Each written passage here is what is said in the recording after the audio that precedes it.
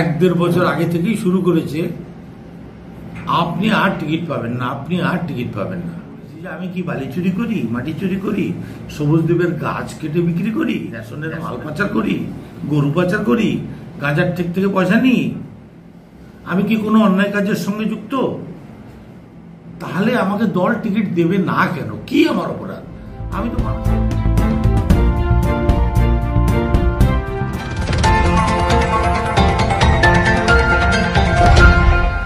26-এর বিধানসভা নির্বাচন এখনো 8-9 মাস দেরি থাকলেও তবে বলাগড়ের টিকিটকে পাবেন তা নিয়ে ইতিমধ্যেই শুরু হয়েছে জল্পনা।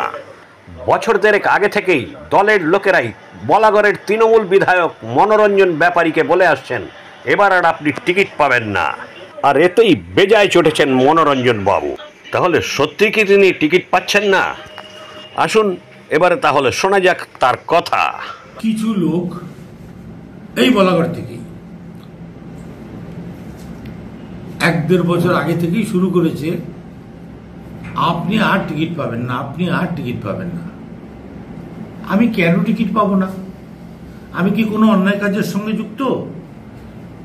এখানে বলতে গিয়ে আমি বলেছি যে আমি কি বালি চুরি করি, মাটি চুরি করি, সবুজ দ্বীপের গাছ কেটে বিক্রি করি, রেশনের মাল পাচার করি, গরু পাচার করি, গাঁজার ঠেক থেকে পয়সা নিই?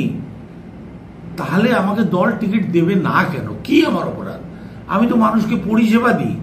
কোন বিধায়ক 365 দিন তার বিধানসভা ক্ষেত্রে পড়ে রয়েছে, দিনরাত 24 ঘন্টা, নিজে কাপড়ের বান্ডিল নিয়ে ঘুরে ঘুরে, ত্রিপলের বান্ডিল নিয়ে ঘুরে ঘুরে পাড়ায় পাড়ায় দিয়ে বেড়াচ্ছে গরিব মানুষকে?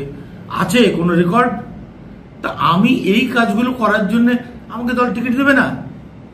তার জন্য আমি তাদের বলেছি যে এত উল্লাস হবার তোমার কি আছে? যারা আমার বিরুদ্ধে বলে আমি টিকিট পাবো না, আমি টিকিট পাবো না, তুই পাবি। আপনাকে যারা বলছে তারা কি তৃণমূলেরই?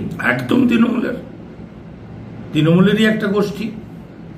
আমার উপস্থিতিতে যাদের স্বার্থহানি হচ্ছে।